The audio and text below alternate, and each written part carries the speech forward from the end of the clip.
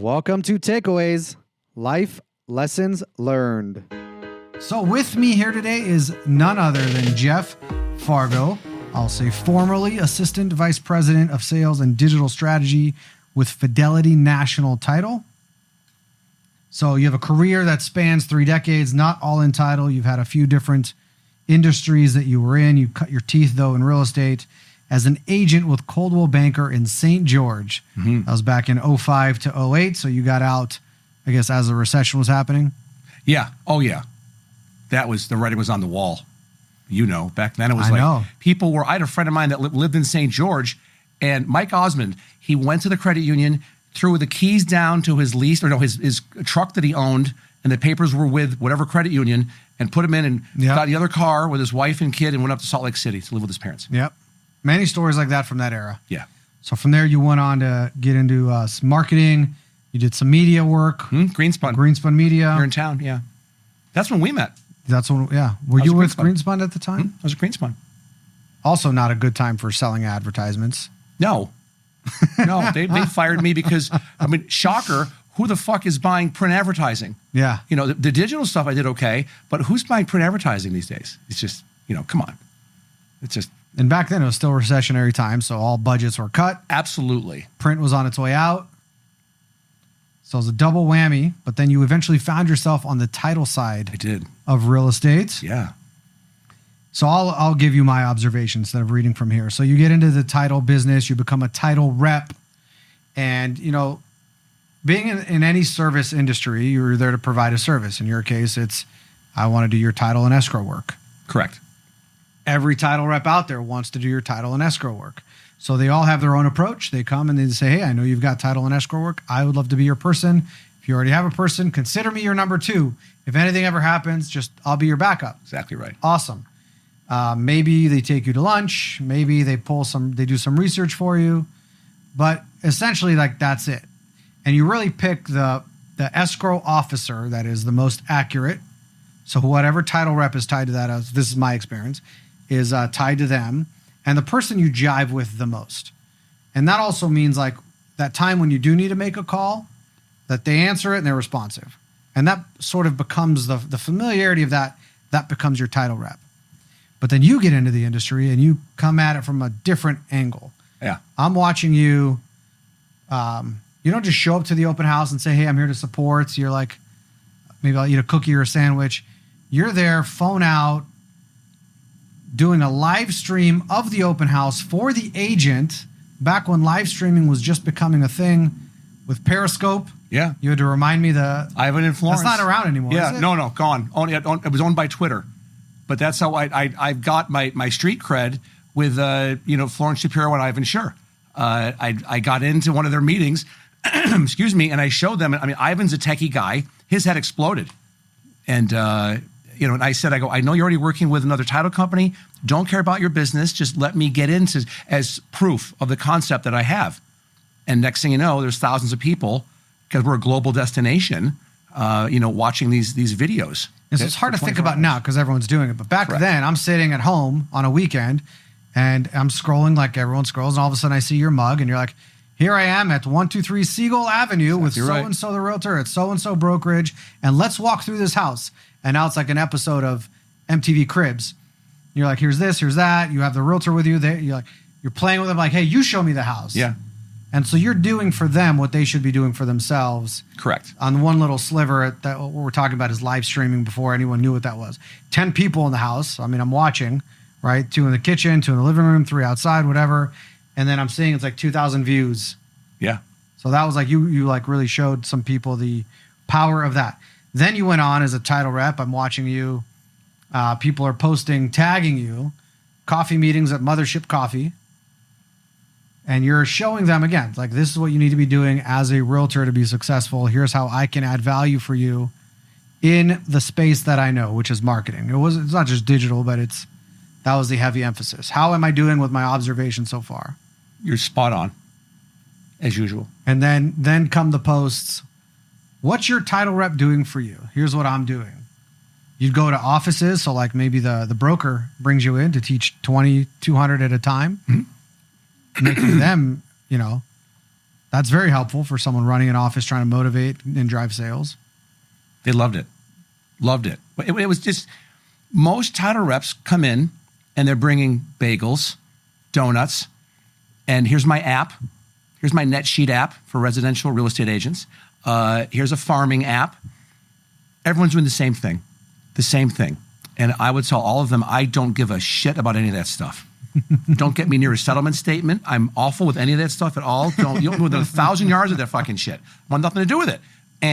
But if you want to create generational wealth for yourself, and if you are treating real estate as an art form, if you wake up unemployed every single day as a realtor, and you are just trying to evolve and become better and make everybody in the transaction better, let's get together, because there's a 100% chance I'll find something to help you. And I know that when I was a rep, I wouldn't get all of your business. That's okay. But when you have a chance, please, open it up with whatever title company I'm working for. And that was it. I did it for 10 years. And so there's a takeaway there that we'll get back to as far as how you differentiate yourself in any service industry. I'll pick on contractors when we get to it, if you remind me. Yeah. Not for any other reason than that's the industry that came to my head. I love it. All right. So you're doing that, and then all of a sudden you really find yourself, it seems like, when you started your own podcast.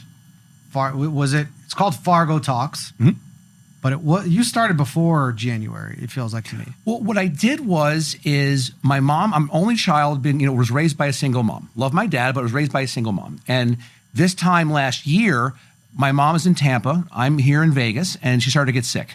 So I was in the process of every other weekend, I'm not with my kids, was flying out to Tampa to take care of her. And it was not good. And she was going downhill fast. And so I was losing business. Production was going down. The economy going down. This is September of 2022. And I was thinking, okay, strategically, tactically, how can I get in front of more people with what I know up here? And there's so many times I'm out for drinks with a friend who's a realtor or a broker, and we're just going back, and they're like, oh, that's great. Or they're saying something that's super cool. And I thought, everyone and their mother now has a fucking podcast. Everybody. But not a lot of people know how to do it well. 2018. Well, the thing is, you are, and this is something that I'm still getting there, is you have to be a very good conversationalist when you are a podcast host. And you have to let them talk. And it's something that you're very good at that. To this day, you're one of the smartest guys in the room. You're just a very intellectual, but smart, but also funny as hell guy. There's a balance there between education and entertainment. And so I thought, this is probably the best way for me, the best format for me to get my name out there. Started with Periscope and then just kind of evolved into what's the next thing to do. And so you started this in mid-January, the 17th of January, I think was my first one. It feels like you started last year. I was talking about it and did the work and started shooting episodes in December of last year. Okay. But didn't launch anything until mid-January. Okay. My first one was, I think, January 17th, and I've dropped between short and long form videos on YouTube. I'm at 250 videos for the year so far. And I drop one episode a week of Fargo Talks. And it's with agents, but now it's with like anybody I just want to talk to that I think has a good story to tell. Mm-hmm. I have some people coming up that are going to be like not even in real estate that much.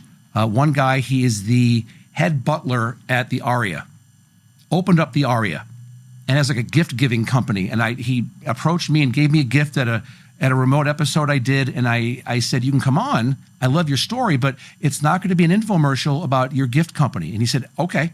I go, I'm not going to ask you names, but in the how many years Ari has been open, he's got stories of people. Oh, I bet. And so that's gold. And that's what we have, such an eclectic cast of characters that live here in Vegas that have stories. And so that's my thing now with Fargo Talks, is bringing people on who are going to be vulnerable, who are willing to tell their story of what they know or their take on stuff. We might not agree, and that's okay. It's actually healthy to have that discussion, mm-hmm. But it's the vulnerability.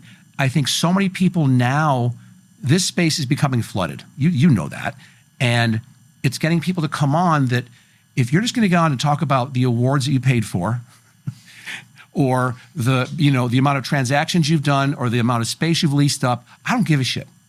I don't care about that. Talk to me. I want to know about you as a person. Then when that happens, I'm more drawn to you. And then nobody wants to be sold anything, but everyone wants to buy. I'll buy whatever you've got if I like you. That's let's talk. Let's talk. Fargo talks. Yeah. So Fargo, hence the, that's why I called it Fargo Talks for multiple reasons, but it's just getting people just to open up. And I'm at 31 episodes, and I just get like we get a little bit better with every one. Yeah. Try to. Yeah. You just try to evolve and become better. I love it. You're 8 months in.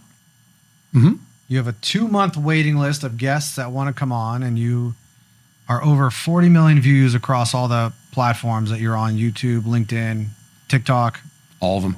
So it's all the things. It's got to feel pretty good. Yeah, I'm not good at that. Thank you. Yeah, you're an asshole. I am not good at celebrating. I'm not good at when I go the girl I'm dating is in Tampa. I just talked to her on the phone, and I don't get excited until I'm I've landed in Tampa and I'm in the Uber going to her house. Then I start getting my goosebumps start and everything gets going because I love her, and then I get excited. Until then, so for me to have all these views and now it's starting to take off in terms of engagement on stuff. Okay, but I'm only as good as my last podcast. I'm only as good as the last post I put up, the last short form piece of content that I put on. Sound like a real estate guy. I'm only as good as my last deal. You are. Yeah. And there's a lot of being in real estate. I grew up in the business in upstate New York. A lot of it I still apply today. I'll never be a real estate agent again. I'll never be in title and escrow again. I'm done. But there's stuff I've learned that's so applicable to hosting a podcast. So I just introduced you as a title executive. I'm going to say a couple more things and then we'll come back to that because you just said you'll never do that again. Ever. So I have your intro here, which I read about your title, your industry, some timelines of what you've done. But I would add about you that you're dynamic. I think you're funny. You're the kind of guy, you don't have a filter, but at the same time, you still manage to say in bounds of appropriate, inappropriate. You're a fitness instructor. Maybe you were at one point. I know you were at one point. I don't know if you are anymore. Yeah. You're voraciously curious, as we've already kind of seen a glimmer of. You're a family man, and you're charismatic. I would say you're a charismatic guy. Thank you. How about that? I'll take that, especially from you. Thank you. Yeah.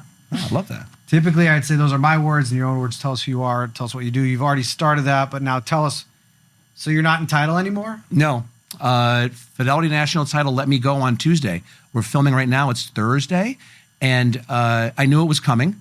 I sat down with my boss. My mom passed away February 26th of this year. I sat down with my boss, Julie Cimarelli, who I love, in late March, still processing the trauma of everything. And I said, honey bunny, I don't want to be a rep anymore. I'm done. The last 7 months that I just went through was hell, and my time is precious. I'm 53, and I don't want to be, being asked by agents to bring a fucking open house kit to, Aliante. No, not the best use of my bandwidth. And she laughed and agreed. Anybody else would have fired me right then and there. And she said, what do you want to do? And I said, podcasting and also AI, artificial intelligence. I jumped into ChatGPT back in December and was building out prompts and playing with it. And then, Google Bard came on and she said, let's run with that with you. And so that's what I've been doing. The challenge is that's the title, the digital strategy. Mm-hmm.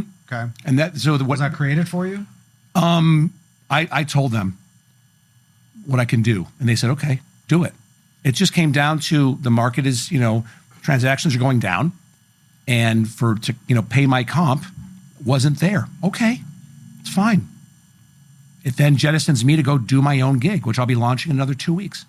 What is it? It's really going to be 3 to 4 things, and that's it.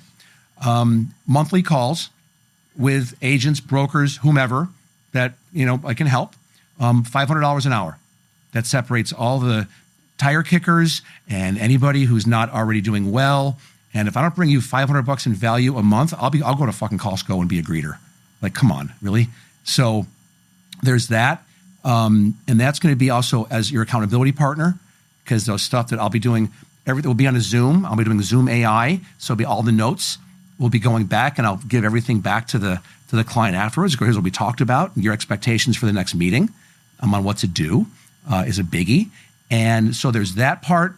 The other part is going to be, I'm already talking to people about speaking, both here in Vegas, but also elsewhere around the country, to come in and speak and to give just classes on content creation. Like I'm kicking out hundreds of videos this year I've done, and it's working. Like, I'm building my audience. And if you're spending money on branding and it's not in the social media space, you're losing money. If you're a realtor, residential realtor, and you're doing billboards, 1984 just called and said, thank you. Give me a fucking break. You should be doing literally 99% of all of my audience is done organically. I don't pay for any ads. I don't do any of that. And I know how to do retargeting campaigns on Meta. I know all that stuff.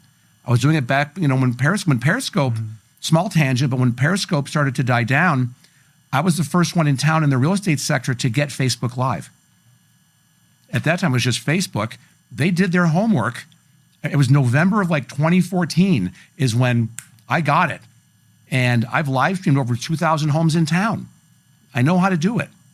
So it's now speaking publicly about, hey, if you're doing an open house now and you're sitting there, pull out your goddamn phone, do a live stream, do Facebook Live and walk through the home, then do TikTok Live and walk through the home, then do whatever other platform you have that has a live stream, LinkedIn, whatever has a live stream component, and see how many eyeballs you get on what you're doing and engage with those people. That's one of the things I can talk about, as well as... You're standing there anyway.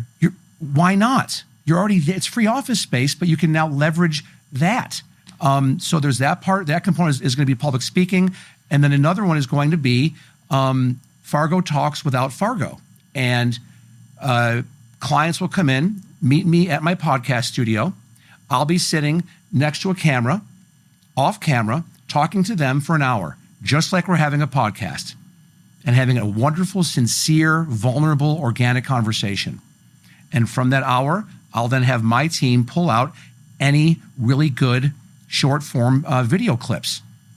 And then I'm going to give that back to the client, and they could push that out themselves. Or if they want to pay me for my firm to do it, I'll push it out for them on up to 3 different channels. And so you call that? That's content creation? Content creation and deployment is what that's going to be. So, but Fargo Talks, I imagine that's something you're going to continue to do. That's my passion project. That the fourth part of the table of my new venture is going to be, I can now, I love saying this now, oh my God, that I can now talk to sponsors. I mean, I've had agents that have said, can I sponsor your show?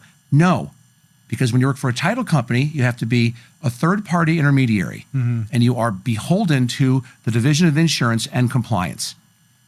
And so there's a lot of big words. I have to snort a Xanax just to say it sometimes. It is like, I couldn't talk about AI working for Fidelity.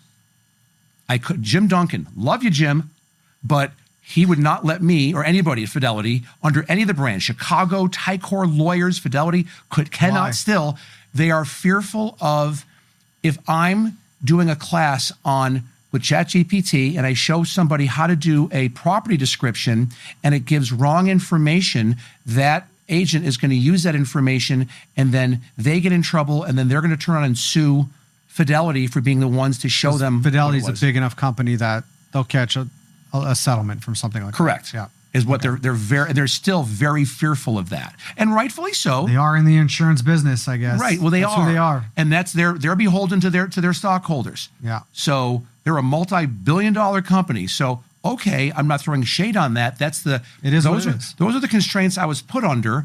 Also, it was a lot I'd get all the time. I wish that you could be my title rep, but I'm already using Fern Flanagan over at Uncle Jimmy's used title shack over in fucking Moapa. And I love them.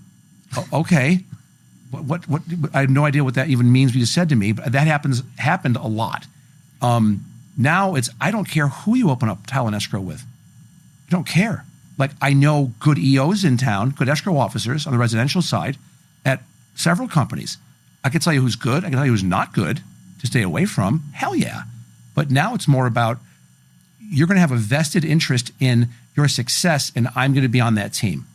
and you're going to compensate me for that. In the beginning, not on the back end with a closed escrow when I get a commission off fees. Now it's, no, you're going to pay me an hourly, or I'll speak and you'll pay me to come speak at your brokerage or whatever, and do that. So I got the monthly calls, public speaking, Fargo talks, and content interviews. Yeah. That should keep you busy. I'm hoping so, man. I'm hoping so. I get bored fast. The ADHD thing, I get fucking bored really fast. So I'm in the process now of, like, I was let go on Tuesday and already have a sizable amount of commitments of people. It's verbal. I don't have stuff done up yet, but I'm just like, look I'm not going to do contracts. Let's just on a handshake, but you will pay me ahead of time. You'll be invoiced ahead of time. And I want that needs to be funds to be in my account before I show up at an event or before we speak on the phone. Then you have skin in the game. Because if you tell me that you have a listing appointment and can't make our meeting, there's no refund. I don't care. Because if you meet with me, you're going to get 10 more listing appointments. Control your calendar. Come on. Don't be a bitch. So many absolutes. It just, as you get older, I'm so much more tactical with my time. And that's why now there's more absolutes in who I am and how I conduct myself in my business. If it's social, off for drinks, don't care. Then it's like, let's roll, man. Dirty martinis at Hank's, love it. With the blue cheese olives, love it. But when I'm in work mode, I don't have that luxury. Nor does anybody, I think, that takes their work seriously. So you mentioned earlier you're dating someone. I am. So I know that you're divorced, and I know that you are amicably co-parenting. That might not even be the right adjective, because it's even better than that. We get along very well. We're friends. We get along much better now than when we were married. Yeah, Becky's great. And she's going to school to be a therapist, which is hysterical. I love it because she's brilliant, super smart woman. And she got another semester at UNLV, and she's done. And we co-parent.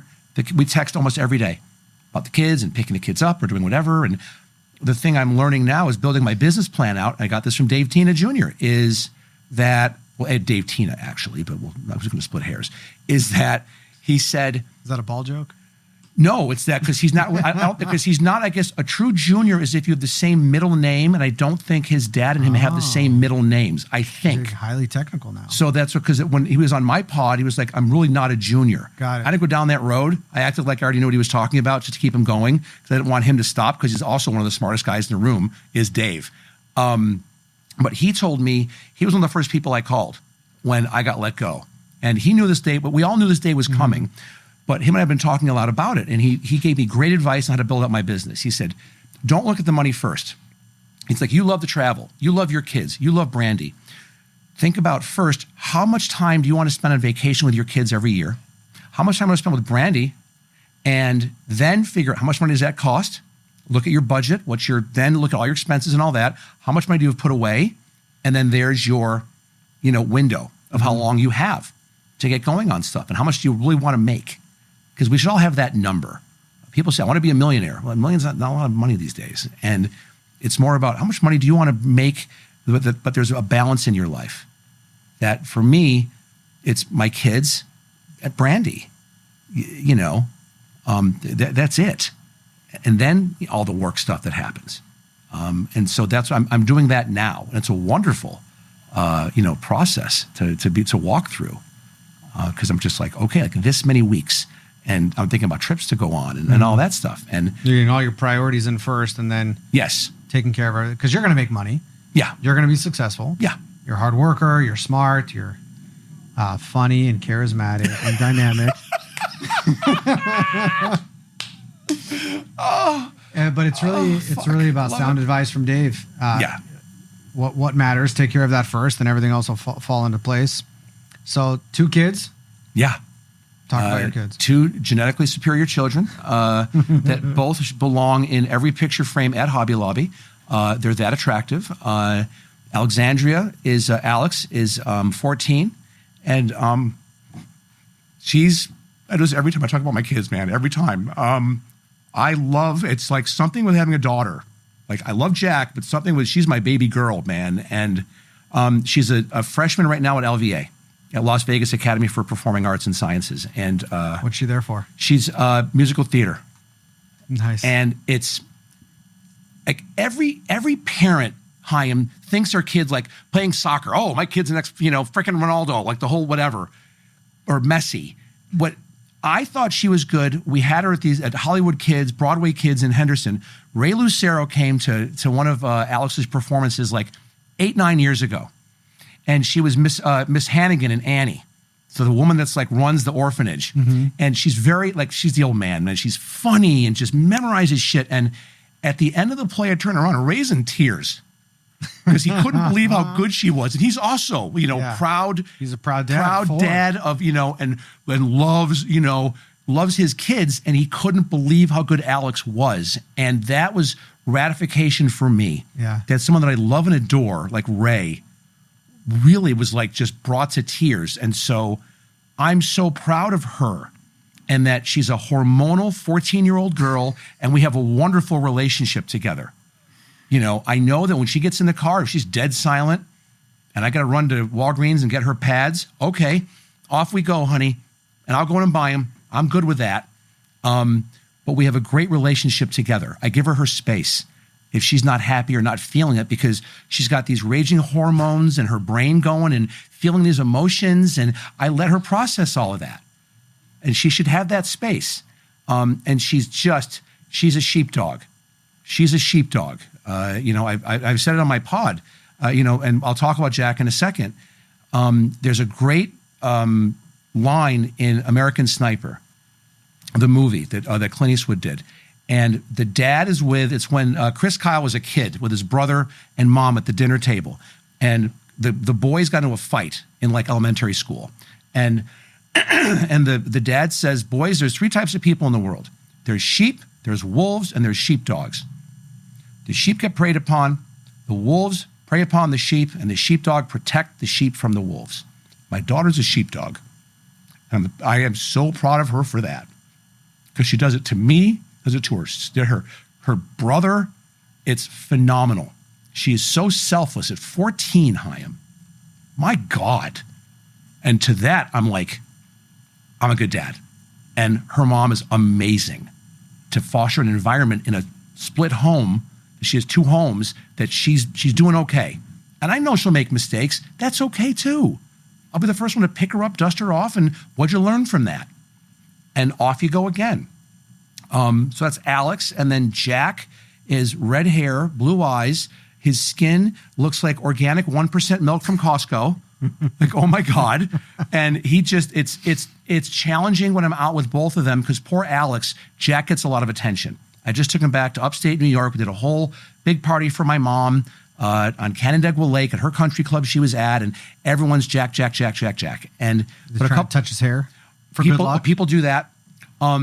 Whenever the Social Security checks come out at Costco, if you time it right and it's all the old people are there, if you're there with Jack, the old people love Jack Fargo. Don't know why, but they fucking love him. It's just, and he's good with it. He's, and he is a just tender, loving boy. He's so good and is a chit-chatter and is funnier than shit. And they both have comedic timing. I've told them both, you're cooler at 14 and 7 than I am at 53. They're just great kids. And whatever they do, I don't care if it's in real estate or they work at Foot Locker, they're going to be so happy and fulfilled with what they do. And that's my job as their dad, is to give them that conduit to find happiness. We're also like, you're going to make money. Alex is 14 and I've already told her, 16, you're going to need a car. How are you going to get the car? I'll pay for half of it. But you better start walking dogs or picking up poop or doing something in the neighborhood. Because come 16, you're going to need a job. If she comes up with you paying half and getting half from mom, we're hiring her as a broker. Yes. Please do. Oh, Please funny. do. So, but she has asked me about real estate before, and I've said, even like when I was a rep, but even now not being a rep, I'm blessed to know enough people on the commercial side, residential side, lending, and I'm going to tell her now, even though I don't have a job in real estate anymore, if that's something she wants to pursue, we can go hang out for an hour or so with a residential real estate agent and see what they do for their job, or commercial.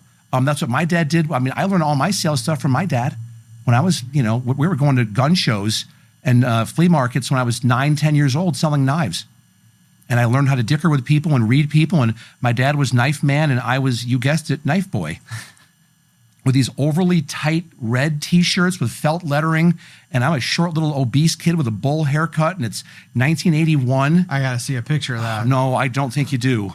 I'm looking for him. My dad's in the process of moving, and so we're trying to find stuff back in New York. And but he put pricing of the knife on a little sticky note, tiny on the back of a knife. And that was the minimum price we had to get for that knife. Whatever over that number was, I got to keep.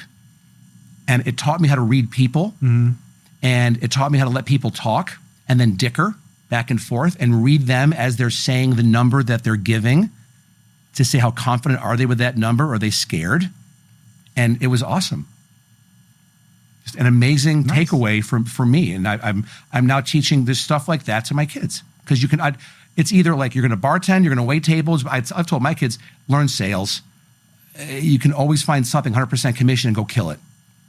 And there's no cap on what you're going to make. And also sales is literally transferable to anything. Even if you're not a salesperson, you're an executive, an administrator, a marketer, whatever, and you bring a sales lens to the table, you're gonna crush. Yeah. All right, so you're kind of segueing into the next bit. This show is called Takeaways. It's about my takeaways from people who have influenced me. So I ask everyone, what has been the single most influential thing or event in your life that shaped you the most? It was when I was married and we had Jack. He was born December 30th of 2015. And I had been working at First American Title for about a year and a half. And Becky was teaching at Del Webb Elementary over in Henderson. And she said, the first two kids, because I have a stepdaughter and it's from her previous marriage. And she said, with Izzy and Alex, I had to work while they were going to school. And, I couldn't be home for them. I want you to make it. Can you make it so I can stay home? I'll finish out this year after my, maternity leave. I'll finish out the year, but then September, I don't want to go back to school. And I made that happen. Not go back to school as in go back to work. Go back to teach. Yeah, yes, to go back to teach, to work. She wanted to stay home. And Jack is better for that. That's it. I just got very smart with what to do. And that was my second or third year at Fatco. And I then learned, I was the first one in town to do Facebook ads. I took the entire Galvar email list and was doing videos saying, hi, I'm Jeff Fargo with First American Title. If you're watching this video right now, that means I can get you in front of the exact people that want to buy or sell a home with you. Click below for more information. And that put me in the top 1% year over year revenue growth for year 2 or year 3 with Fatco. I made their President's Club national thing because of that. Just first one at the table. You think you would have done that if Becky didn't ask you to? No, I wouldn't have. I wouldn't have had that urgency, Hayim. I always need that type of force, and whether it's an environmental thing that's going on in my life, like me losing my job at Fidelity, or the birth of a child and my wife saying, I don't want to work anymore, and I've earned the right to stay home, and she had. I always need that. And then I do it almost every time. It's fun. Like you mentioned the thing, I was a spin instructor I did it for 3 years. I was 75 pounds overweight than I am now, and went into the Henderson Multi-Generational Center and started in the back row and started like 1 or 2 classes and dying, fucking dying, like your ass hurts. You're like, that's just the worst. When you start taking spin, it's like it's awful. Whatever the stuff is that the dentist puts on your gums to pull a tooth, you should put on your taint before you get on a goddamn bike seat to take spin classes for the first fucking week. Oh my God. And so, but I worked again, I'm never satisfied. So I went from the back row to then I started taking 4 classes a week, then 5 classes, then drinking more water. Then I'm up in the front row, watching the instructor more. Then I got my instructor certification. Then I became Vegas spin guy and took over the entire program at the Multigen for about 2 or 3 years. I did it. And like October of one year, I was up on stage and we had a disco ball and the whole goddamn thing. And I was like, I'm bored. And then by December, I left. On to something else. I move on. I don't stay with something if I'm bored. I change. What was the impetus for you to get healthy, to lose weight? My kids. You know, I'm a 53-year-old guy, and my daughter's 14 and my son's 7. So now I walk almost every day. I take my walks. But how old are you? How many years ago I was that? 40. We had Jack. I was 46, 48, 49. No, he's 7, so 46-ish is where I was. And I just was, but still like getting a little bit older. Just, you know, you start to get creaks and cracks and things pop and, you know, lower back, being a taller guy. And so I was just like. How much did you weigh? I was 290, 285, 290. I have great before and after pictures, are hysterical. I just saw you posted one recently. I did. Didn't you? I think so. Did, right? I don't know, dude. I post stuff so much now. It's like, if you ask me what I posted yesterday, I can't tell you. I can tell you what I posted today was about how there's people I'm not letting on my podcast. But you know, yesterday, the day before, no idea. Like my underwear color, can't tell you. Don't know. I'm wearing them, but I don't know what color they are. That's one I don't think people really pay attention to remember. Underwear color? Maybe what'd you have for breakfast? Maybe something like that. Also true. Also true. I think I'm always looking forward. I'm a growth mindset guy. And so I'm very much into giving myself grace as much as possible. Like, it felt good with you saying those nice things about me, like your observations of me. I hold you in very high regard. I love you. And so it was very nice. I let that wash over me. Most people won't do that. Mm-hmm. They'll deflect and say something, and they'll do some, self-deprecating humor or condescending thing about themselves. So true. Because they won't let those wonderful words from someone that they love and adore wash over them. It's free. Why not accept it? And it makes you feel good. I'm going to talk about that, and then I'm going to go back to spin. I was in college. I was cocky as hell. No. Not me. Stop it. Rooted in insecurity, as you can imagine. But I was like, that was my personality. This guy's cocky. This guy's arrogant. You know, Jared's like personable. People love him immediately. And like, what's up with your friend Hayim? He's an asshole. Why is he so pissed off all the time? Why does he look like he's pissed off all the time? Because you're thinking. I was a prick. I was, you know. I would finish your sentences because it's like, come on, I already know what you're going to say. You don't have get to on with it. Yeah. Anywho, I was that guy. I had a friend and a coworker. We worked at a tie shop at the Forum. It's called the Knot Shop. As it should. It's a great name, right? And I remember he said to me, thank you is a pretty good response. If someone gives you a compliment, in my case at the time, it was, you have really nice eyes, because at that point in my life, I would get my eyebrows waxed every other week. This is Vegas. Pictures of that, This is Vegas. There are plenty. And like, I got a lot of material to work with here. So they were shaped like, wonderful. Wow. And I'd get people all the time, especially at the Knot Shop. They'd stop, they'd come in. You have really nice eyes. I'm like, yeah. You know, cocky. Yeah. And he said, thank you. Just say thank you.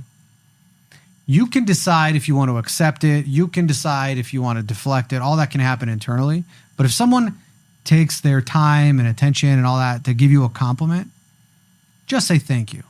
When you do all that other stuff, it's like, what is that? How diminishing is that to the person that it also takes courage to say something nice to somebody? And they do that, and they build up the courage, and they say it, and you just diminish it. Just say thank you. I agree. So I could not agree more. And that is something that I think most people don't do. I don't think they know how. I think a compliment makes them uncomfortable. No one did what, his name was Matt. Matt did for me. We had a lot of time to stand there in the Knot Shop, and he could break something like this down for me in a way where I'm like now internalizing it and processing it. And he's like, and so I've thought about it. I haven't thought about it like I am now until you brought it up. But I've thought about it over the years, and that was something that I incorporated in myself. Similar to like Jared and I took a Dale Carnegie course, 9 weeks, 3 hours on a Monday. And one thing I learned is how to introduce myself. With a name like Hayim Mizrahi, or is it Chaim? Is it Hayim? I have always like mentally just tripped up if I'm in a crowd. How do I introduce myself?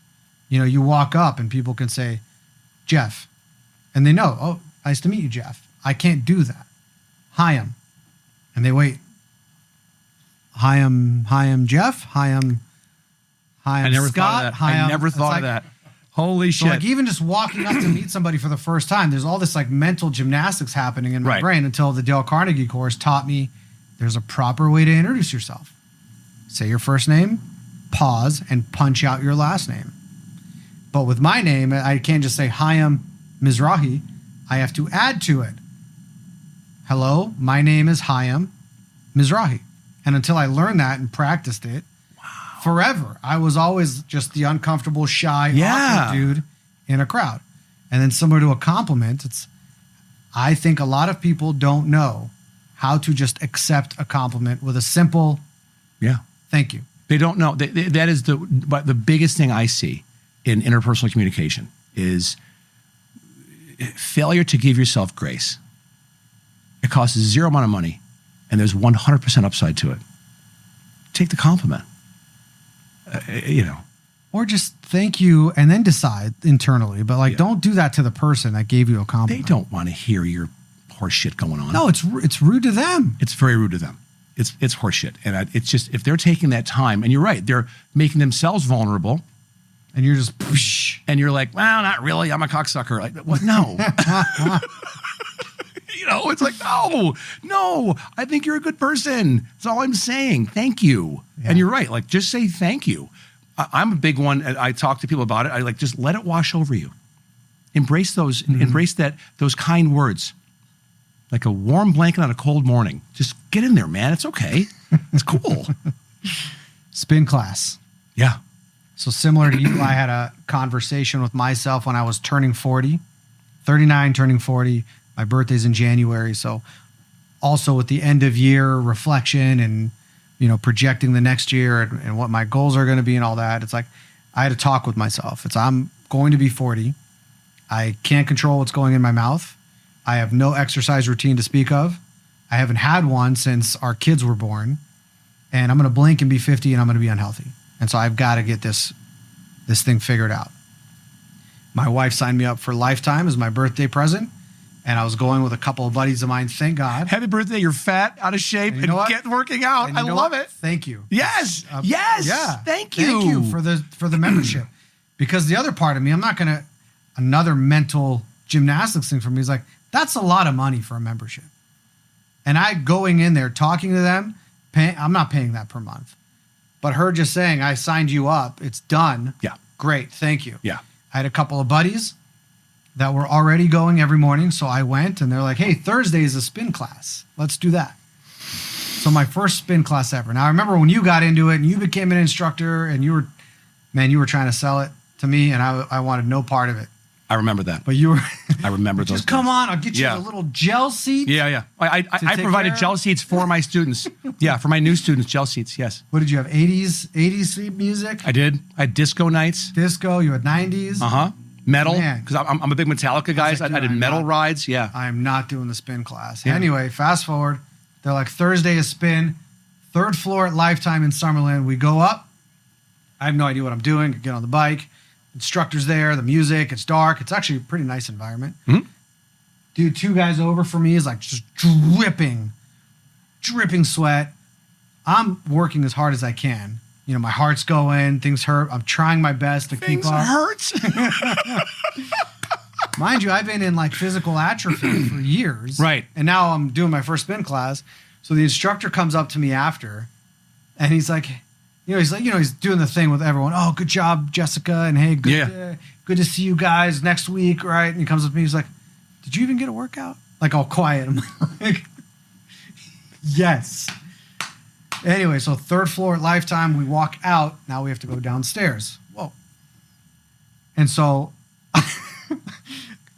I am so grateful. Like it was me and my 2 buddies, and I'm on the outside edge next to the railing because I took the first step down.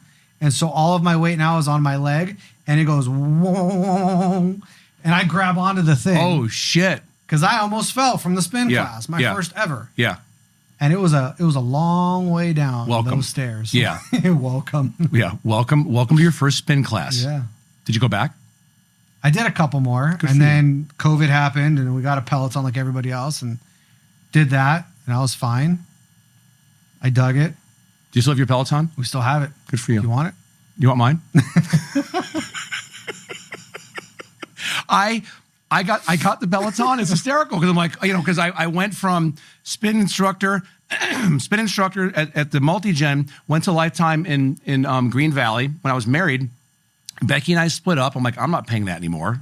Please. Got a Peloton at my house. Did it for about a year and a half. And then I'm like, I can't. And the instructors are hot. Like, I'll look at the girls. There's so many great things about that because it's like, I only have 20 minutes. Cool. Grab the sort 20 Mazel. minutes. Let's roll. Here's like volumes of 20 minutes. Do you want this guy, that gal, that gal? What are you into? But all I have is 20 minutes. Great. Bang. I've got more time. I really want to do a strong workout. Fantastic. Do the 45-minute hit. Oh, hours and everything. Kill you. Yeah. Oh, and they fucking kill you. They try to. Yeah. But now my thing now is I walk 4 times a week over 5 miles. I'm Inspirata. I love it. I'm up at 5 a.m. Love it. It's peaceful. There's all these people now that it's like when I was younger, Eastview Mall in Victor, New York, there was mall walkers.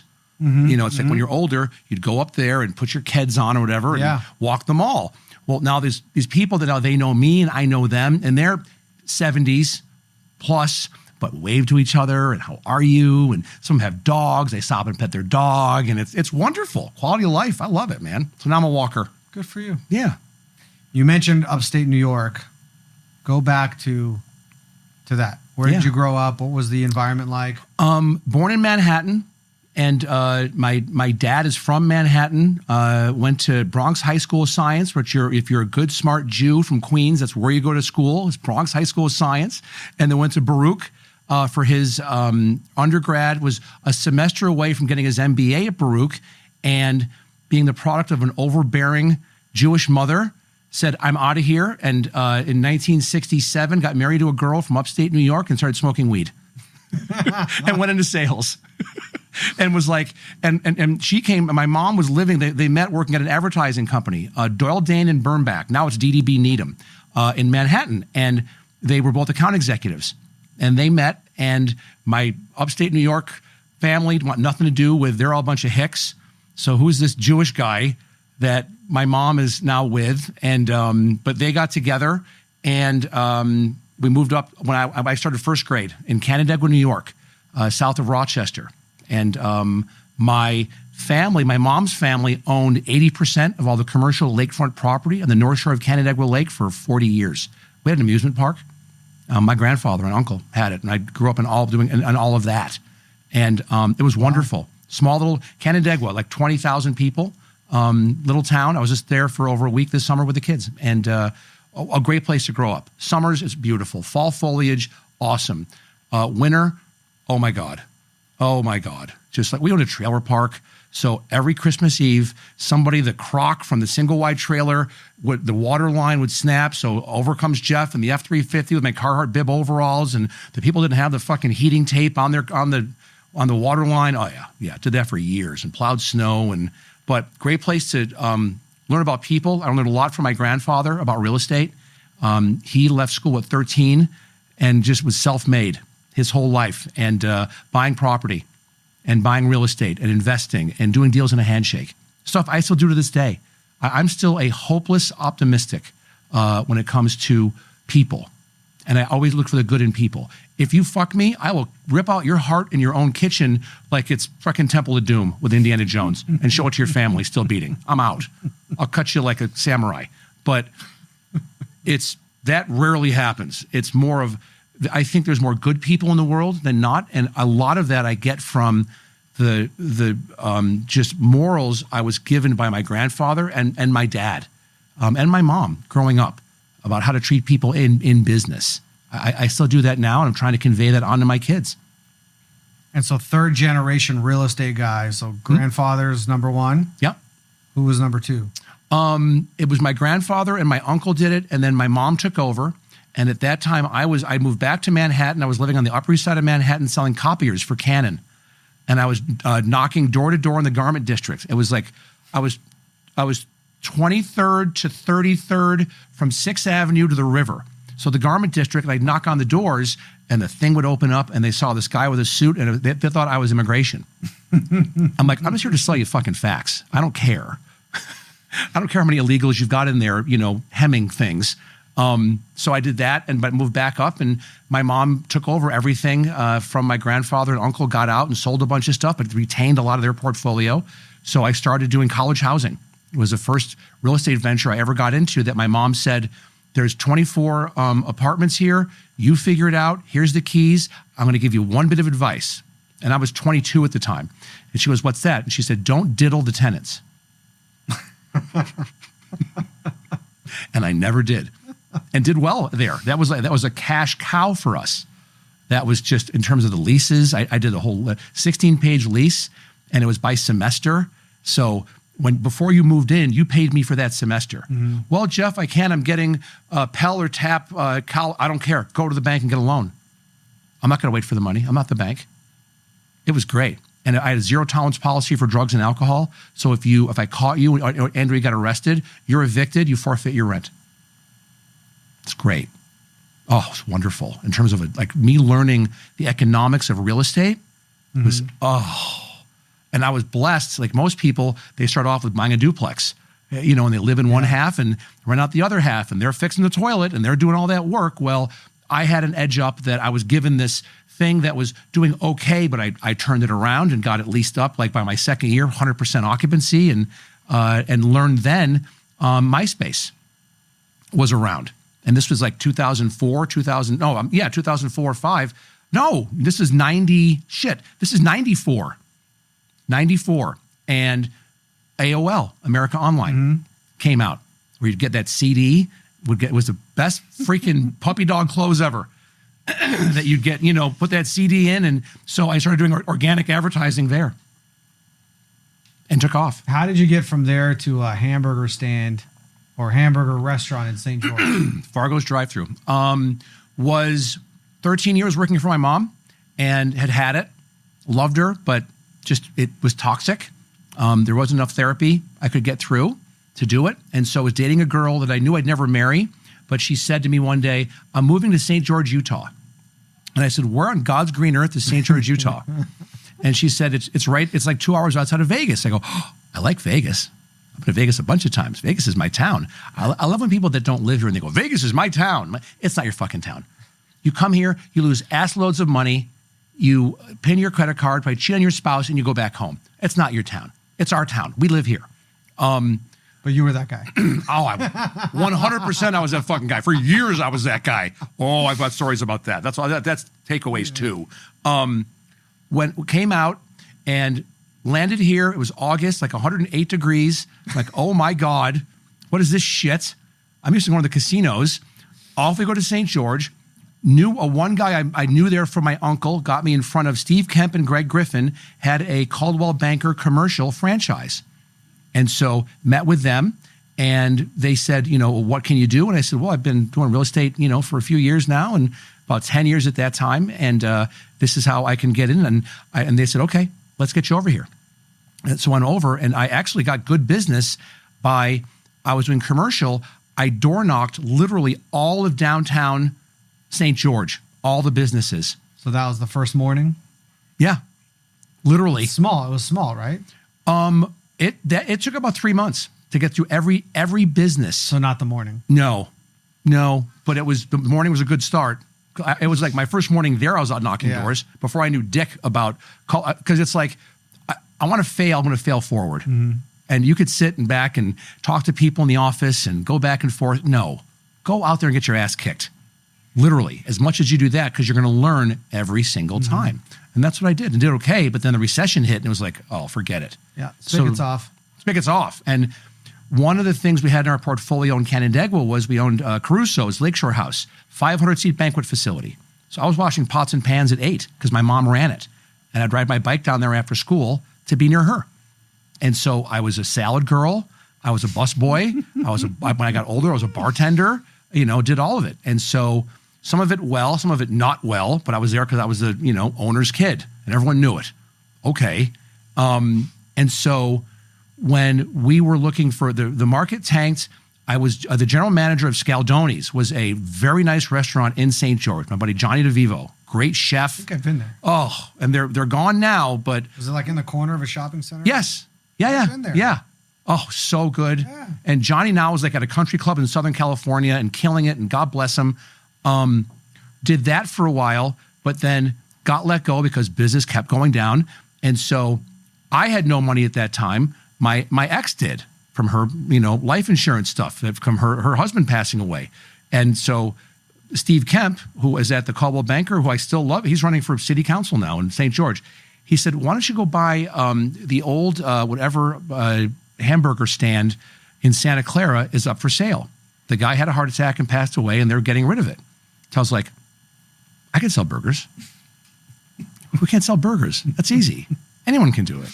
And so got into and started Fargo's drive-thru. And it was a labor of love. It was, we ended up buying the land from BLM and then bought the building. And so own the corner. It was awesome in the beginning, but it becomes your mistress, that you're there all the time. Mm-hmm. And the Mormon culture are frugal people. I was LDS for 13 years, so I could speak to it. And I was putting out like Angus burgers. Like, this stuff was awesome. We had Mormon women, Diet Coke is Mormon meth. Like, that's their thing. So what we did was, after church on Sunday, we brought like all of Relief Society, all the women over to Fargo's before we opened. And I had the guy from the Coke distributor in Cedar City come down to calibrate the amount of syrup with the carbonation to make sure it's a good, they call it a good mix. And also we had to have pellet ice. They call that the good ice. Yeah. So we had the pellet ice, and it was like a wine tasting because we had like 30 women there, and they took like a little cup and they drink the Diet Coke. A little bit more syrup. Okay, let's go from -1 to 0. And so got it dialed in just right. And it was awesome. I won like 8 awards. I was the best chef in Southern Utah in like fucking 2000, it was like 2009 or 2010 or 11. I have no culinary training. It's all just marketing.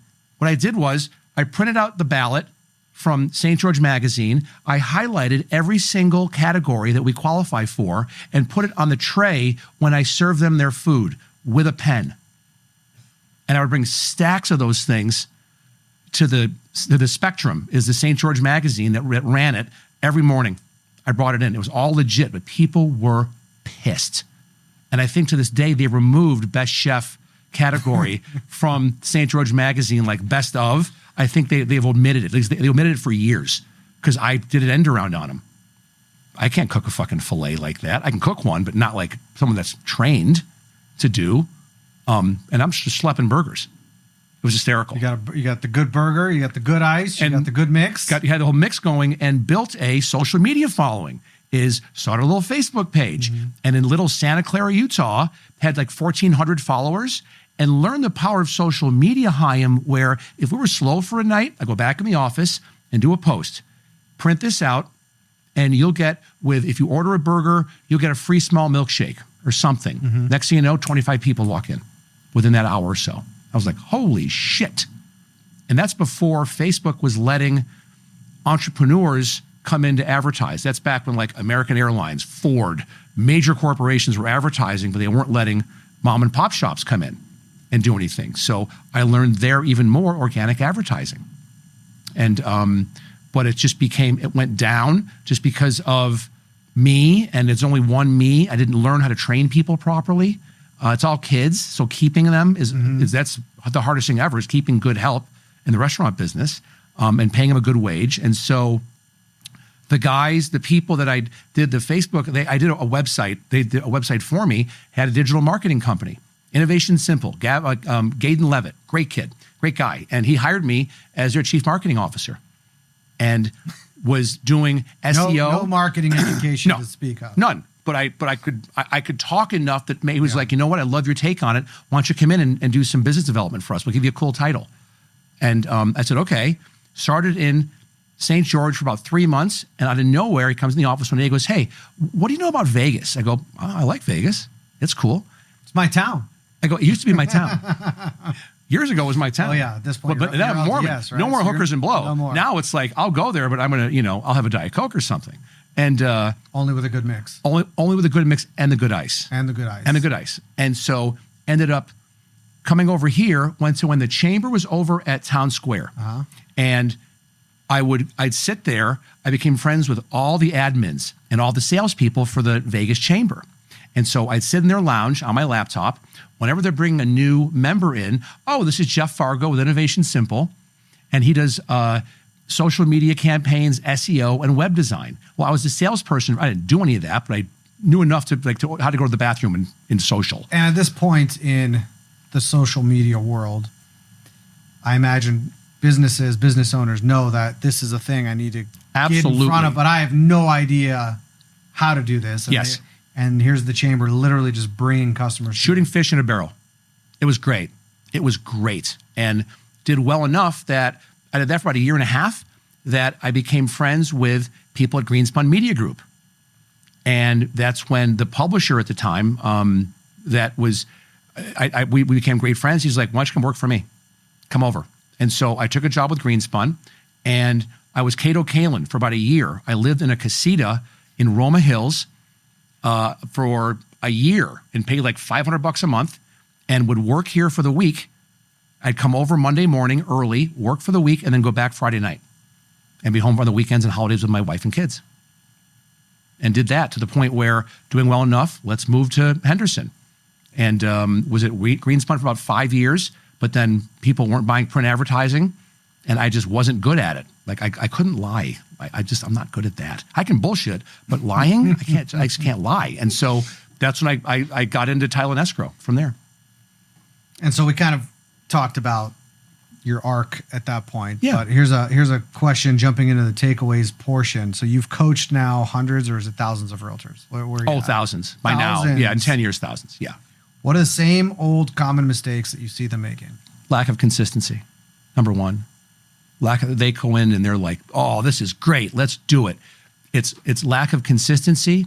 It is being overly loyal to strategic partners who are not evolving along with you. They're not earning your business.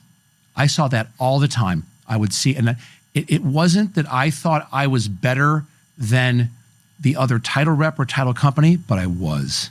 And I have data to show it, and other people that would give me testimonials on my Google business page and all of that. It was like, it's right here. Well, I'm loyal to Fern Flanagan and Uncle Jimmy's used title shack in fucking Moapa. Well, good for you. You enjoy making $120,000 a year for the rest of your fucking life. Not a bad living. Adios. You know what? For some people, yes. For me, no.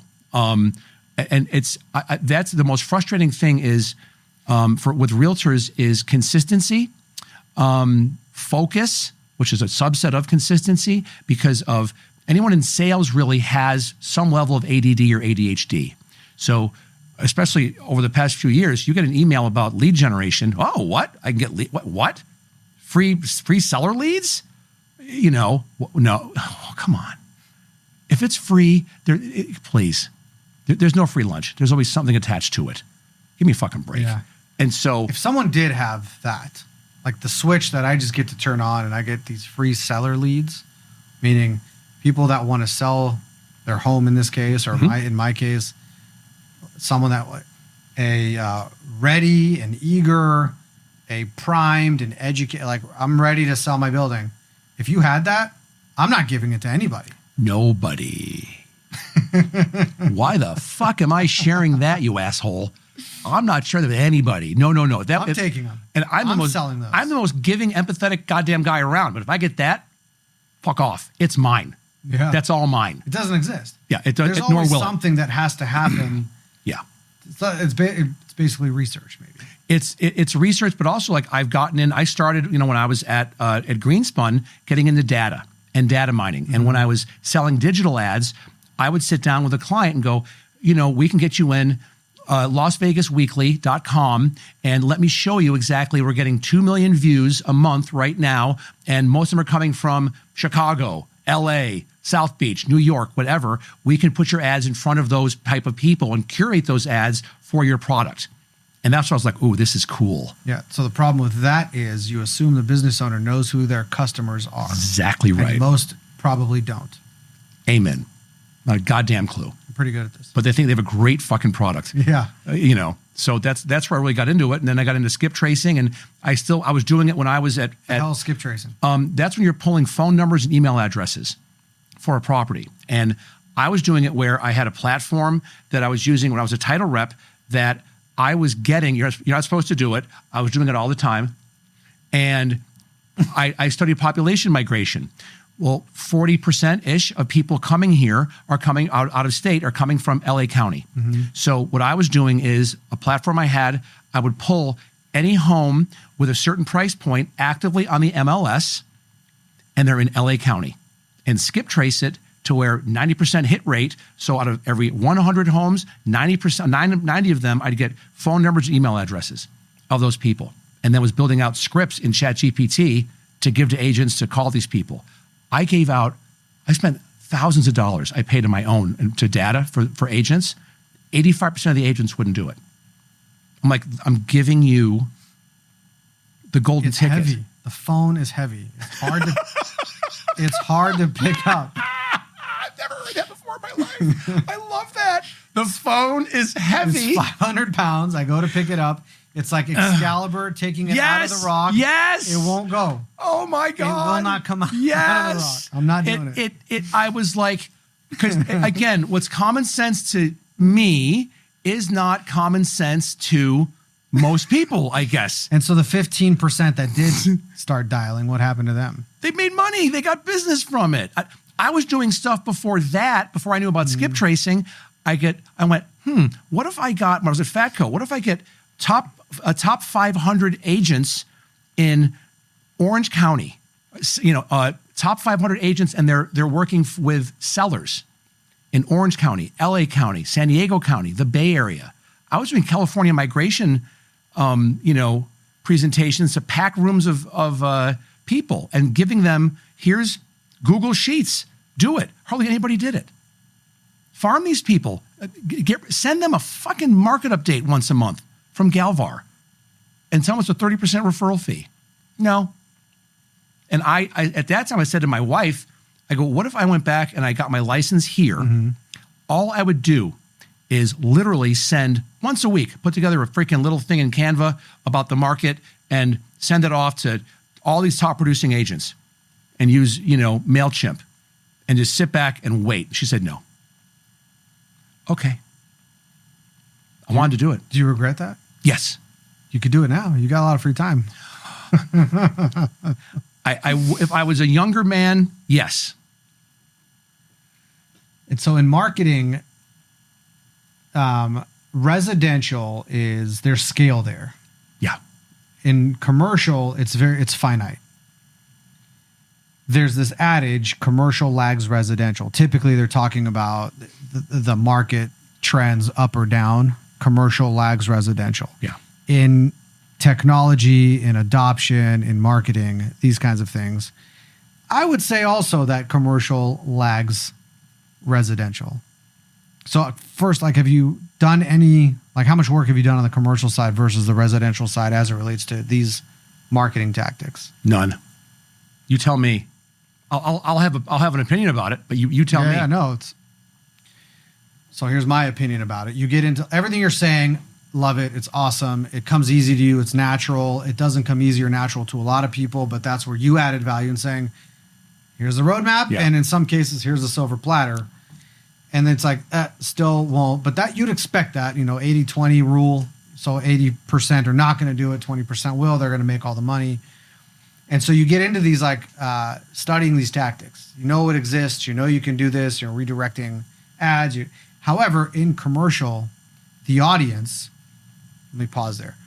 Everything that you talked about, from the burger joints to the migration stuff, it's like you go where the fish are.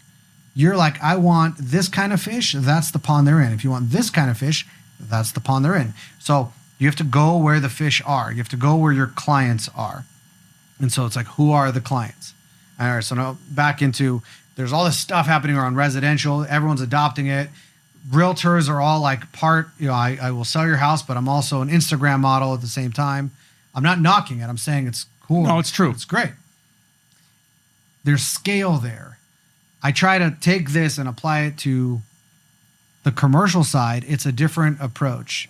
It's the 1,000 True Fans, if you're familiar with that essay that came out. I can pull all the office buildings, because I'm an office broker, in the market, and it's like there are this many. That's it. There's not 10,000. There's maybe 1,300, and you know where they are. Now, they're all kind of different. It's not 3-bed, 2-bath house, and there's a lot of cookie cutter. There's not a lot of cookie cutter, but there is finite. And so like the tactics to deploy, they are much higher touch. It's much more research that has to go into it. If I'm sending you something as an office building owner, if it's a market report, I have to put interpretation into it for it to be meaningful for you on a consistent basis. And so this whole automation thing that's already occurred in a big way, it's not there yet, not as far as anything that I've seen. And so you just got me on a tangent. I don't think there's a question there. But what's your reaction, Jeff? I think that the narrative with it's data and it's the conversation, right? And so it's putting the data into a conversation that is digestible to your target audience. And that's where AI comes in. Because you can be so good with prompting, whether it's Bard, ChatGPT, Llama, to say, this is my objective. This is who I want you to, I want you to go after. Here is the body of what I want you to convey in terms of say an email. And the one thing that most people don't do when they're doing prompts is before you ask it, then say, okay, give me your findings. Ask me any questions that you have. There's the takeaway. Ask me any and all questions about my query before you give me your final answer or answers. And then it'll start asking you questions, and then you answer them. Yeah. So you're feeding it more. Remember, if you are using ChatGPT 4.0, I think it's like 400 trillion parameters, like bananas. So you can't just say, help me with, an email to go out to people that own this kind of office building in Summerlin. You really have to put more into the prompt. You want more tip of the spear. Okay. And so that's like I said before, it's, I did my mom's obituary in ChatGPT when she passed away. And the prompt was giant. It took me 45 minutes to type up, but I'm just doing a dump on everything. And then what it put out, it made me cry. I bawled. It was so good what came out, but it's good data in, good data out with anything with AI. And that's the thing with residential, commercial real estate. It's what's your objective and where can and how can AI save you time? And it can. 100% chance it can and will. That's really good. I just had a takeaway from you just now. Thank you so much for that. My pleasure. All right, a few more rapid fire takeaways. What do you think is in the near future for the industry, the real estate industry? Volume is down. Let me add some prompts to it. I love Volume is down. Interest rates are up. I understand in the residential side, there's like pending legal issues around buyer side commissions. NAR, yeah. Class action lawsuits. Yeah, big. Steve Hawks. Yeah, it's crazy. So with those and your experience, what do you think is in the near future for the industry? Great question. I think that what's going to end up happening, we're going to see a decline in residential real estate agents, and licensed agents are going to go down because transactions are down. With the advent of AI, that any agent that is not on AI is going to probably be out of work within a year to a year and a half. They're gone. You're going to be eviscerated because now one agent can do the work of 3 or 4 or 5 people. There's no need to be hiring stuff out, and you now can have stuff processes and systems. I've always told my clients back when I was a title rep, if you have good systems in place and you're disciplined with your time, you're bulletproof. You're bulletproof. Most agents don't do that. And they're still living high off the hog from, a year ago, year and a half ago, when it was, whenever you wanted, you could make money. You could show up at a house in a monkey suit and stand out there and just hold a contract and someone would come by and sign it. Done. Multiple offers within an hour of it being on the market. Well, now you got to fucking work. Now it's a job. And like I said in the beginning of our takeaways, if you don't treat this as an art form, as your full-time job, where you wake up unemployed every day, you're out. You are out. And I think it's a law of diminishing returns, and that's what's going to happen. There's some stuff I've seen before where I forget how many hours it takes to become a realtor. It's like, let's call it like 120 hours, something like that. To be and this is like in Florida, I saw the slide, a licensed cosmetologist, it's like 2,000 hours. So it's more hours to learn how to cut somebody's hair than to represent somebody on the biggest, most emotional financial decision of their lives in buying or selling a home. That needs to be changed. That the licensure requirements need to be more strict, because most people that are out there, they're just shitty agents, and they're there for a paycheck. Shitty, part-time, I mean. Yes. Yeah. And again, so I think that we're going to see a great shift in the amount of agents that are out there. If you look at the hedge funds that are still coming in and still buying stuff up, because we've got an inventory problem, that's not going away. I have Lennar, D.R. Horton, and somebody else in my portfolio. I'm long. All the national home builders, I'm fucking long on those guys, because they're the only ones building homes, so there's no inventory. So I just say that that's what's going to be happening. But you're going to also see, which is super cool, the good realtors are going to get even better. Yeah. Because now transactions are going to become easier to do, because there's a higher chance that the person who's the agent on the other side of the residential deal knows what the fuck they're doing. And they're going to answer your phone calls and answer your emails. And if they need help, they're going to reach out and collaborate with you because you already know them. It's like if you're doing a deal with somebody who's with a competing real estate firm, but you know they're good, you're going to jive. There's a vast difference between the day-to-day of residential and the day-to-day of commercial. Like, Absolutely I represented myself on a house in 2006, and it's like there's no interpersonal, there's no discussion with the listing agent. None. I'm the buyer rep, they're the listing. I never talked to the person. Yeah. Never once. On our side, yes, I have competitors out there, but we're more colleagues than we're competitors. We will do more deals together. Correct. On one side or the other, then we will compete for business. So there is a big difference there. All right, let's shift to Las Vegas. When you think about Las Vegas, what are some things that come to mind now and in the future? Ooh, that's a great question. I only have great questions for you. That's it. This is again, I'm getting old. I fucking can't stand when people have their cell phones on speaker. I'm at Costco last night getting some shit, and this older guy behind me with another older guy, they're looking at, and it's on like 15 is the goddamn volume, and it's only up to 10. And what I do to people is I stare at them, and I stare at them. And of course, they both glaucoma something. They can't goddamn see me. But I think that is like, what is going on whenever I'm out now? That's something I experience. And again, maybe I'm a curmudgeon at 53. But get fucking earbuds and put them in. That's like specific to Vegas. That's what came to mind. No, this is cultural. I'm freewheeling. I love that F1's coming to town. I have a ticket for it. I think that we have no idea the impact that that's going to have on our economy. Like, we used to get happy when Mayweather would fight because all the rooms were full. This is, and I've said it, it's like NASCAR, except the $2 million Prevost buses that are coming to town. These are sheikhs from the Middle East coming in Gulfstreams with net worth in the billions. And they're they're renting out floors at Caesars to come in for F1.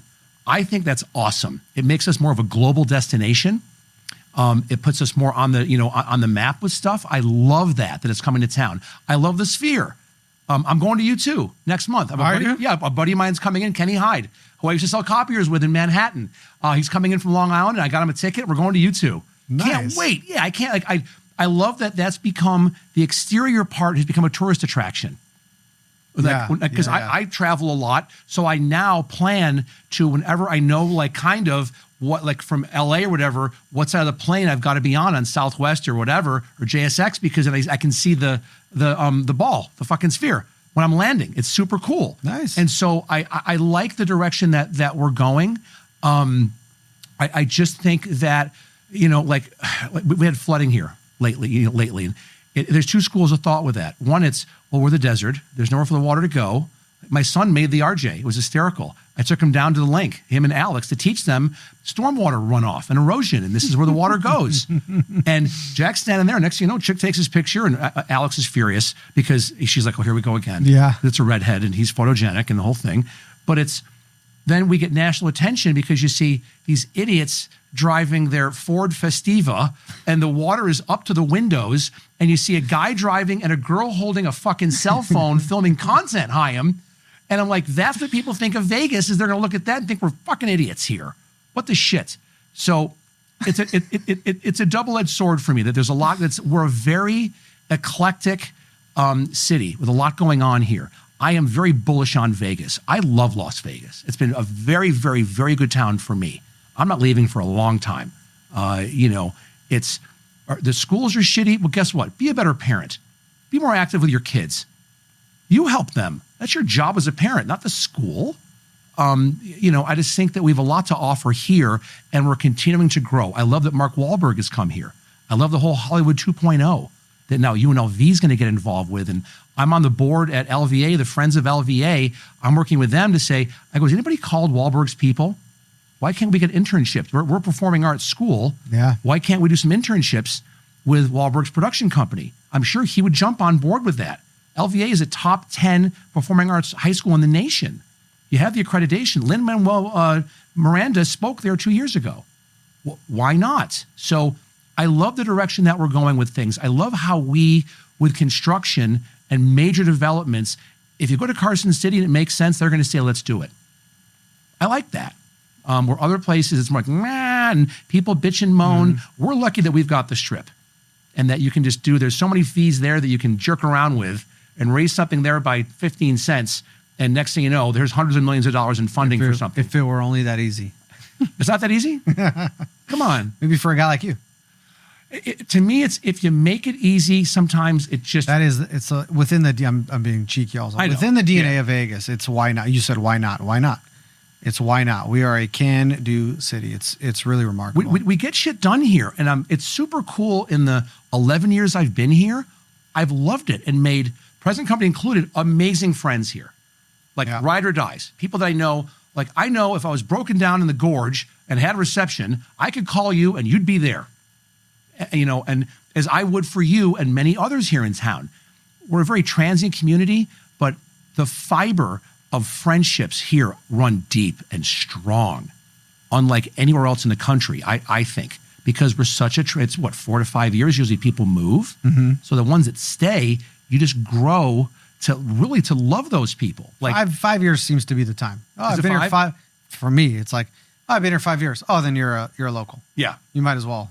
And just say you're born and raised. And I love when people say, if I'm getting vetted and they don't know me, how long have you been here? And I'll always say, I've been here 11 years, but my son is born and raised. Yeah. And then then they're like, oh, and I go, and he's 7. So they know I'm going nowhere.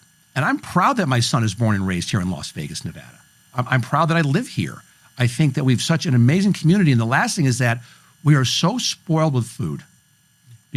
Completely. When you travel, I've done a lot of traveling this year. And service, I would add. Well, you go to a top restaurant in some other city and you're just like, dude, did they miss the mark? I was in Manhattan this summer with my daughter. That was phenomenal. But other places, I'll go to Tampa to see my girlfriend, or I was in Dallas. Oh, there's this great barbecue place that we're going to go to in Dallas. We went. I'm like, it's not better than Rolling Smoke. No, really? We're so spoiled here with food that you go to somewhere else and they say, we have this and we love it. That's nice. It's dog shit. It's fucking dog shit compared to Boston. We have more 5-star restaurants than any city in the world, but more than that, it's now the ancillary ones, because the people that work on the Strip in the kitchen as a sous chef, tired of the corporate bullshit, go open up their own restaurant in Summerlin, in Southern Highlands or whatever, and kill it. And the food is as good or better than the Strip. That's our neighborhood joint. Yes, and that's the place that we go to on date night. Right. With our spouse or partner and go have an amazing steak or a great piece of fish and an incredible dirty martini. And top-notch service. And the service is... every time. Incredible. And being in the service industry when I was growing up, I always tip service. If I get good service, I fucking tip well. If I don't get good service, I tip dog shit, and I ask for who is the most important person here. I taught my kids, if it's a lower end restaurant, look for the guy or girl with the most keys hanging off their waist. They're a manager every single time. And in idiosyncratic detail, I'll give them feedback on what went wrong and how they can improve, which they love. And I never accept a comp when I do that, ever, because it then muddies the validity of what I'm telling them. Yeah. And also sometimes, more often than not, if I get amazing, exceptional service, can I please talk to a manager? And the server's shitting their pants. Like, what did I do wrong? Is everything okay? Yes. And I make sure the server's right there. And it's a thing I do with my kids for a life lesson. And I want to say, hey, what's your name? Paul, I'm Jeff, Alex, Jack. Julie was incredible. Our water never got lower than half. The bread was fresh. Our food came out. She explained the menu. Amazing. You're not paying her enough. She's fantastic. And I stop right there. And again, I don't accept comps for that stuff. Just don't do it. But that's the part I love here. We're spoiled with our food. All right, so you're an idea guy. You already gave me one fantastic idea. But I'm going to ask you, what ideas do you wish I would just stop kvetching about? And can I finish the question? You don't have to, but go ahead. What do you wish I would stop kvetching about and would just start doing? Oh, my God. Oh, my God. Isn't Yiddish the best language ever? Yiddish, dude, when we went to, I had to get my ring resized. I went and saw Mordechai and Benny. And you're speaking Yiddish. And I'm like, what's the average discount you get just because you speak Yiddish with these guys? You're like, 10, 15% probably. But it was like, it was so cool. You're a very cosmopolitan man. It was good. Well, let me ask you a question. I have a question. What are your top 3 things that you're just like, Such as it all swirls around. So what I talked about earlier around how I view marketing in the commercial space, it really is all centered around a CRM. There's a lot of thought that I've put into it, and it's like getting someone at this point. I'm not going to sit there and build the CRM. It's getting someone to build the CRM and then building out a marketing plan around that. I've thought it through. I've got the audiences defined. I've pulled some initial data. We've made some initial steps. It's really like the bite down the bullet part is like, you got to build the CRM. And then everything happens from there. I'm a marketing guy, not a CRM guy, so I want to just market, but I know. So that's one. The other thing is around this podcast. Like you, I mean, it's fantastic. It's fun. It's also time consuming. Yeah. I do one episode a month. I recommitted back to consistency. Started this in 2018, had a nice run, COVID, busy at work. I'm a bottleneck to the process. It's not monetized, so it's not like I'm going to go hire a whole team to do this like Joe Rogan has. So it's, but what I did do is say, through some reflection like this is important. Of all the things I can be doing, this is something that is important. It's fulfilling. There's a lot around it, so it's a keeper. And so coming into, what are we in now? 23, 22? Coming into 22, I did say, all right, I'm going to put some resources into it. Hired Creco Production. What's the website? Creco. Do it again.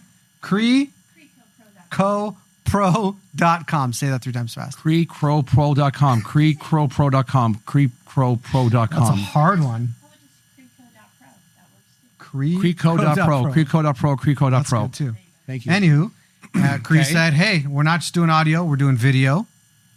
Awesome. Brilliant. Again, one a month. It doesn't feel like you're generating tons of content. I don't know how many shows you're doing. One a week. One a week. So to take it from one a month to one a week intellectually sounds like the right thing to do. Process-wise, resource-wise, I just can't get out of my own way mentally. You're overthinking it. I'm not. I don't know if I am, because the other part to that is, what am I taking away from? Like, what does this need to become? It'll happen organically. Before that. Because all right. So let's just take those 2 things. Done. You said it earlier. There's only one of me. I can't clone myself. I can hire. That's fine. Yeah. But for me and where I'm spending my time and my thinking and my doing, I've got, let's just say, 2 choices. build out the CRM around commercial real estate sales and leasing. Go crazy with the podcast. Tell me why. Because you have the experience with this. You don't have experience building on a CRM. But that one I feel like is better return. I think that economically. I think it's a better return, but also I think that you will put more money into that to get it to where the point where it becomes a SaaS product. That will take a greater investment from you to make that happen. Where with a podcast, and this is just, again, we're different in terms of our styles, right? Like I was breaking your balls, we're emailing. I'm like, no questions. Let's just fucking run. You're like, go fuck yourself, Jeff. It's my show. When I come on your show, you can do it your way. I'm like, exactly. You know what? God damn it, Hayim, you're right. Let's do fucking questions, motherfucker. Let's bring them on. Let's do takeaways, God damn it. I think that you need to lean more with the faith of what you've done and what you have embodied yourself with, and just let things fucking happen organically. It's wonderful when you're doing that. I'm not a God guy. I'm a universe guy. There's a board of directors somewhere that are like moving shit around. This is going to happen and all this other stuff. And Jeff's going to get fired here, but it's all leading up to all this. And Jeff never been in love before, but mom gets sick and dies. But during that process meets the love of his life in Tampa, who'll be moving here at some time. Like, things just happen. And the more you can start giving things just to the universe, when you know, like, I know what I bring to the table. Let's just let stuff roll and see where it goes from there. Especially with the podcast, that's something that it depends what your goal is. Is it to get it to monetize? Is it to get it to a larger audience? So then it gets more eyeballs on maybe somehow MDL and what you're doing here. There's a lot of different tentacles that come off from that where this is your passion. CRM's not your passion. You can do this until you are old and gray, my friend. And as long as there's Wi-Fi somewhere, you can keep doing these. I just did a remote in the West Hollywood Hills in a $10 million home with one of the top Christie's, Beverly Hills, top Christie's teams in the country. And we met because of Snapchat. Or no, not Snap, TikTok. Kirby Gillian. Amazing. Yeah, you're too old for Snapchat. There's no way you're on Snapchat. I am. I post there. But I'm saying, to answer you, I think it's that there's only so much you can do to cross your T's and dot your I's before you actually are starting to, like, let's hit send. It's good. And let's see what happens. And let's see what the universe brings back to me with what I've put into this. And what you've created here is amazing. Like, you've been doing this since 18? Yeah. And so a little pause. Okay. And now that you're back in it. And to me, it's more of what part of this do you love? And is it bringing in people that are your homies and you just shoot the shit? And then which is what it should be. And then it's taking that content, and especially short form content, because most people, like, I don't get a lot of views in my long form stuff. It's getting better, but my shorts go out the wazoo. Love that. I've got 1 to 2.3 million views. I talk about parenting, how I don't coddle my kids. And if you do coddle your kids, I'm not saying you, I'm saying metaphorically, if someone else coddles their kids, when my kids are going for a job interview, they're going to eat that other kid's fucking lunch. Or if they're at work and working together, which employee is going to be less of a drag on the boss? Who's more growth mindset and who's more fixed mindset, expecting someone to help them out? I don't coddle my kids. The number one thing I tell them all the time, figure it out. Dad, where's this? I don't know, figure it out. Open some fucking drawers and look for the spoon. I'm not going to do it for you. Where's the remote? Where did you put it? Oh, where's the remote? Where did you put it? Why are you asking me? Yeah, well, look for it. And so I'm trying to empower my kids every time we're together. But also, I snuggle them. I love them. Jack is 7. He sleeps with me. I love it. I tell my kids I love them infinite amount of times a day. All the time. I'm doing that. I praise them, but I'm also their dad, and I'm getting them ready for the world. And the world is getting more challenging every day. And with the internet and with AI, it's getting even faster and more challenging and harder. So that's, before I leave, it's just trying to bestow that upon my kids. I don't care about anything else. I care about making them the best human beings possible. And they'll be in therapy saying how awful I was, and that's fine, as their kids will do. I don't know if they're going to therapy. I think we all need therapy once in a while. Maybe Alex is because of her brother. Yeah. Oh, she already has. Yeah. That's been a whole, yeah. Yeah, Jack is king of the world. We're all going to work for Jack Fargo one day. He's got the name. He's got the look. Whatever that kid does, we're all going to work for Jack Fargo someday. Something's going to be going on with him. Don't know what, but he's going to be, he got in trouble. I'll tell you this one. He got in trouble at school last week. Becky texts me. I'm flying to LA to go to Dallas for Tom Ferry. And she goes, Jack got sent to the assistant principal's office. He's in second grade and got sent to the assistant principal's office. And she goes, I'll call you when you land. By the way, I couldn't be more proud of him. Oh, nice. I went, okay. Turns out he's at recess. There's these 3 girls under a tree at Glen Taylor. And he goes over to him and he goes, so is this a girls only tree? And they said, yes. And he said, do you need a bodyguard? He created scarcity and created a job for himself. Oh my God, Jack Jeffrey Fargo, bravo. Kids kept running over and he kept saying, nope, you've got to stay away, you've got to stay away. And then this one kid who Jack says is a fucker came too close, and Jack's a big husky kid, pushed him. They're on like near the tetherball court or something. The kid falls down, hits his head on the blacktop. The kid's fine, but has to go to the nurse. So next thing you know, now there's an incident. Now there's an incident report gets filed. Jack gets sent to the assistant principal. Becky said the assistant principal is like holding back laughing as she's talking about this. And I'm talking to Becky about it. And again, her and I think differently. The way I thought, well, her thing was she's like, Jack is now safe. Like any girl and there thinks he's safe. I go, he's a stud. He's a fucking stud now. He could be pulling 6th graders out of there if he wanted to. For fucking date nights at a fucking, at a soda shop at Nielsen's for custard. So, but he is, that happened. And I'm like, oh. That's so funny. And I was in Dallas and I FaceTime with Becky and Jack that night. And we both told him, honey, we're proud of you, but no hands, no feet on somebody. Yeah. You can't do that. Yeah. But he took it so literal. And with his ADHD, like his old man's, was hyper-focusing on protecting these girls. And now those girls are like love him. Because he's the bodyguard. He's the bodyguard, and he's safe, Hayim. And that's where I'm like, oh, nice. Bud, you keep riding that train, my friend, where you keep providing a safe environment for people at other levels, you're going to be a very happy man. I'm going back to the intro where I talked about you being a family man. It's coming through. I love being a dad. I love being a dad, Hayim. I know I'm a good dad. I accept that. Like people are like, oh, I'm trying. I love that when people are like, oh, like you see somebody being a good parent. I'm like, and I'll tell, like, I love how you mom. I love how you dad. Well, I'm trying. No, say thank you. Oh, how about that? Just say thank you. Just say thank you. I own the badge of I'm a good dad. That one washes over you. Fucking love it. Love it. Love being with my kids. I'm with them after when we're done now. I'm out of here and I go take care of them. I'm doing stuff with them. I just, that nourishes my soul. Well, let me ask you one final takeaway. What final takeaway would you like to leave us all with? Ooh. Of all the takeaways that's in your brain, Fargo. Man. Give me a second on that one.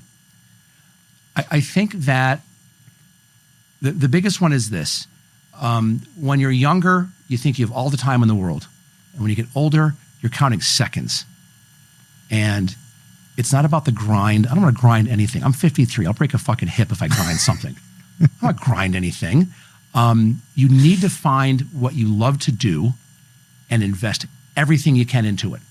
Your heart, your soul, your money, everything. No matter what, if you play it out, you'll still be fine. You'll still eat. You'll be okay. Your kids will be okay. But if you don't pursue what you love, and I mean love, you're doing yourself such a disservice. Hence me now launching my own gig. I want to do it 3 years ago and didn't have the balls to do it. Now I'm like, let's roll. The Kishkas? The Kishkas? Let's roll, baby. And if, you know what? It can't not work because I know what I know. And I have friends that already trust me enough that have said, I'm in. I don't care what you're charging. I'm in. You're not going to gouge me. I know that already. And I know what you bring to the table in terms of your intellectual property. Let's go. So I just think if you have that feeling and it goes from the back of your head to the middle, and next thing you know, it's like there, do it. Double down on that. It's a fantastic place to end. Thank you, my friend. It's been great. Thank you. It's been so fun. I'm glad you brought your calm shirt today. I did. This is the one. This was more of like a relaxed, muted. I know you film in black and white, so it doesn't matter. I got to get up with the times. Maybe next time you come on, I'll have color, full color. Done. Awesome. Well, thank you again. Thank you for listening. I would love to hear from you about your takeaways from this episode. Make sure to leave us a comment or leave us a review. Also, please subscribe to our YouTube channel so you can hear future episodes as they come out. My name is Hayim Mizrahi. Tune in next time.